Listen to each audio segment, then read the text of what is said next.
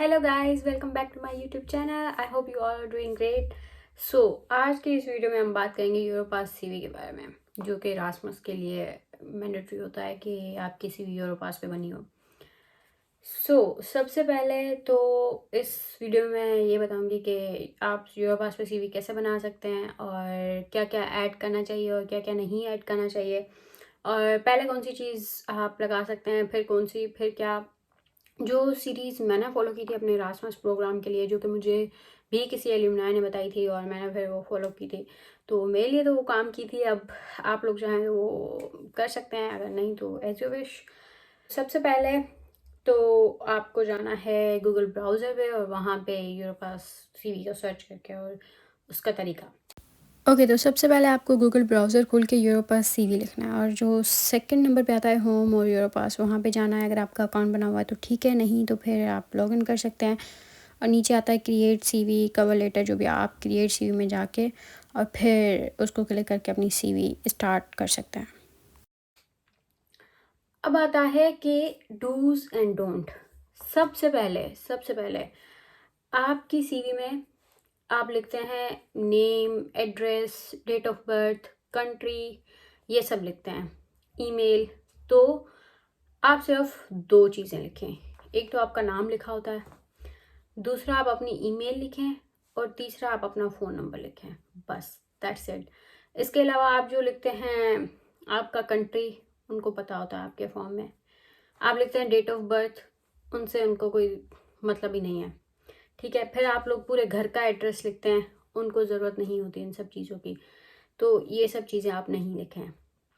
ठीक है, अब आते हैं अगली बात। जैसे हम कोई भी नॉर्मल सीवी बनाते हैं तो हम लिखते हैं ऑब्जेक्टिव, या फिर हम लिखते हैं कि स्टार्ट में एजुकेशन। तो नहीं, सबसे पहले आपको लिखना है आपका वर्क एक्सपीरियंस। ठीक है, जैसे मैंने अपने वर्क एक्सपीरियंस में, मैंने कोई जॉब नहीं की थी। मैं जैसे ही ग्रेजुएट हुई थी और फिर मैं अप्लाई किया था, तो मेरे पास कोई जॉब नहीं थी, बट मेरे पास 2 इंटर्नशिप थी, तो मैंने अपनी 2 इंटर्नशिप लिखी। ठीक है, दूसरी बात जो लोग करते हैं, जैसे मैंने खुद अपनी सीवी जो पहले मैंने बनाई थी, उसमें मैंने ये किया था कि मैं बस लिखती जाती थी कि मैंने यहाँ पे इंटर्नशिप की है, यहाँ पे इंटर्नशिप की है, बस मैंने ये लिखा था, जो कि गलत है। आपको क्या करना है, आप एटलीस्ट 2 से 3 पॉइंट में उसको एक्सप्लेन करो कि आपने उस इंटर्नशिप में क्या किया था, और मेक श्योर कि वो जो आप लिख रहे हैं पॉइंट्स, वो कहीं कैसे ना कैसे करके, डायरेक्टली इनडायरेक्टली, कैसे ना कैसे आपके जो रासमस का प्रोग्राम है उससे मिलनी चाहिए। Relevance is the must, I told you. ठीक है, तो वो आपको लिखना है 2 से 3 पॉइंट, ताकि उनको पता चले कि आखिर किया क्या है आप लोगों ने। क्योंकि सीवी एक ऐसी चीज़ है, इरास्मस में आपकी सीवी पे भी आपकी मार्किंग होती है। ठीक है, तो आपकी सीवी एक ऐसी चीज़ है जो आपको रिप्रेजेंट करती है, जो भी कमेटी होती है उनके सामने। आपका मतलब, आप जो है ना, आपकी सीवी समझो उस वक्त आप हैं जो उनको बताती है कि इस बंदे ने ये काम किया है। तो सबसे पहले हो गया वर्क एक्सपीरियंस। आपकी जॉब है तो आप जॉब लिखें, आपकी इंटर्नशिप है तो आप इंटर्नशिप लिखें, कुछ भी है वो लिखें। उसके बाद आता है एजुकेशन आपकी, कि आपने कहाँ से की है, कौन सी यूनिवर्सिटी से की है। बस इसमें तो आप कुछ नहीं एक्सप्लेन कर सकते कि आपने ये कोर्स किए हैं, इन सब की ज़रूरत नहीं है। बस अपना यूनिवर्सिटी का नाम लिखें, नीचे अपनी फाइनल जीपीए लिखें, और जीपीए लिखो तो साथ में आउट ऑफ लिखना कि कितनी थी। लाइक मेरी अगर सपोज 3.88 है या कितनी भी है, तो कितने में से है, 4 में से, तो आपको वो लिखना है कि आउट ऑफ 4।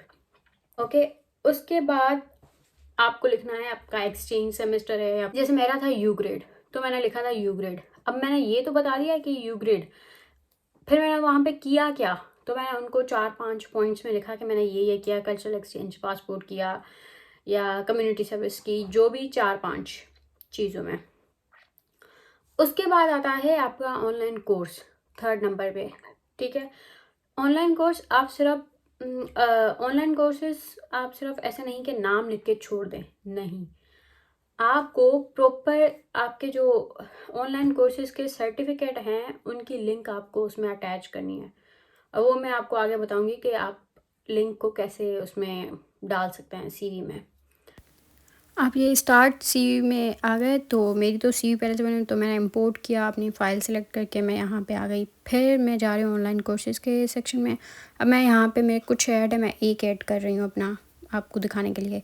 मैं किया है city management by atom camp, जो मैं कोर्स किया था। अब मेरे पास उसका सर्टिफिकेट ड्राइव पे मैंने सेव करके रखा है, तो मैं इसको पूरा क्या कहते हैं, इसको क्लिक करके और ऊपर ये जो बना हुआ है ना छोटी सी सिंबल इंसर्ट लिंक, वहाँ पे जाके मैं अपनी गूगल ड्राइव पे जाके अपना जो सर्टिफिकेट है उसको शेयर पे जाके कॉपी लिंक करके यहाँ पे आके मैं पेस्ट कर दी और सेव कर दिया, और बस सेव करके नेक्स्ट हो गया। बात आता है आपका रिसर्च एक्सपीरियंस या प्रोजेक्ट आपका।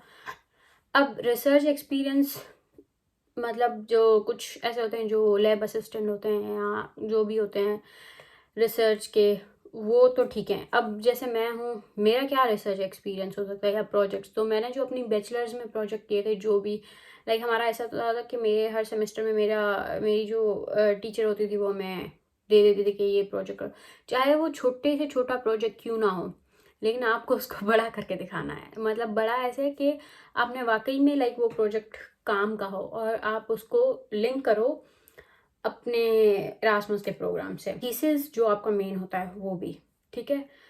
तो हाँ, दोबारा से जब भी आप प्रोजेक्ट का नाम लिखो तो उसको 2-3 पॉइंट में डिफाइन करो कि आपने क्या किया है उसमें। 2 से 3 पॉइंट, ज़्यादा नहीं, कम, ज़्यादा से ज़्यादा 3, कम से कम 2 एटलीस्ट। उसके बाद आते हैं डिजिटल स्किल्स। अब माइक्रोसॉफ्ट वर्ड जो कि बहुत सारे लोगों को आता है, एटलीस्ट जो बिगनर लेवल का होता है वो तो आता ही होगा मेरी तरह, या फिर एक्सेल, या फिर आप अपनी बैचलर्स के दौरान जो भी यूज़ करते हैं, जैसे मेरा था, मैं GIS यूज़ किया था और ऑटोकैड यूज़ किया था, या प्राइमावेरा यूज़ किया, जो भी ऐसे मतलब आपने अगर अपनी बैचलर्स में यूज़ किया है तो वो आपके डिजिटल स्किल्स में आ जाते हैं, ठीक है। उसके बाद आता है वर्कशॉप्स को या फिर ट्रेनिंग्स। अगर आपने कोई वर्कशॉप की हुई हो अटेंड या ट्रेनिंग की हुई हो, जैसे मेरी थी 4-5 तो मैं किया था, और उस वर्कशॉप में भी आपको डिफाइन करता है। अब जैसे डिजिटल स्किल्स, वो तो बस आप नाम लिखोगे कि वर्ड या फिर एक्सेल या फिर ऑटोकेड, GIS, जो भी, सिर्फ आपको नाम लिखना है। लेकिन जब आप वर्कशॉप पे आओगे, अगर आपने सपोज कोई भी वर्कशॉप, जैसे मैंने वाटर अपॉर्चुनिटीज़ वाली की थी, वाटर मैनेजमेंट वाली, तो मैंने उसको 2 से 3 पॉइंट में डिफाइन किया था कि मैंने वहाँ पे क्या किया था या क्या सीखा था या जो भी, तो ऐसे। उसके बाद है ऑनर्स एंड अवार्ड्स। आपको अपनी यूनिवर्सिटी लाइफ में या स्कूल लाइफ में कुछ भी मिला हो, या स्पोर्ट्स में मिला हो, या कहीं भी आपने अगर जैसे यूनिवर्सिटीज़ में सोसाइटीज़ होती हैं, अगर आपके उसमें कोई पोजीशन हो या कुछ भी, तो आप वो मतलब अगर वहाँ से आपको कोई अवार्ड मिला हो या कुछ भी, तो आप लिख सकते हैं, ठीक है। उसके बाद आता है आपका वॉलंटियर वर्क या कम्युनिटी सर्विसेज, आपने जो भी किया हो, ठीक है, वो आप लिखें। उसको आपको डिफाइन करने की ज़रूरत नहीं है, आप बस पॉइंट्स में लिख लो कि आपने ये किया है ये। उसके बाद आता है हॉबीज़ एंड इंटरेस्ट, जो कि लास्ट होगा आपका। हॉबीज़ और इंटरेस्ट हर किसी का अपना अपना होता है, आप कुछ भी लिख सकते हैं। अगर आपको कुछ भी समझ ना आए तो आपकी जो, हर किसी का ही वैसे होता है, अगर कुछ भी समझ ना आए तो आपने अपनी CV में ऑनलाइन कोर्सेज़ किए हुए हैं, तो आप online learning as a interest लिख सकते हैं अपना। तो ये सब था CV में इंक्लूड करने के लिए। और जो चीज़ें आपको अवॉइड करने, वो मैंने आपको पहले ही बता दी हैं कि आप जैसे अपना घर का एड्रेस लिख लेते हैं, डेट ऑफ बर्थ लिखनी है, ये सब लिखने की ज़रूरत नहीं होती। और जो जो चीज़ें आपको ऐड करनी है वो भी मैंने आपको बता दी, और जो सीरीज़ मैंने फॉलो की थी वो भी मैंने बता दी। तो आई होप कि ये सब क्लियर होगा कि यस। फिर से मैं यही कहूँगी कि आप कमेंट्स में प्लीज़ मुझे बताएं अगर मैं कुछ गलत बता रही हूँ या मुझे कुछ इम्प्रूव करना चाहिए, तो please let me know. I hope आपको ये काम आएगा। Bye bye.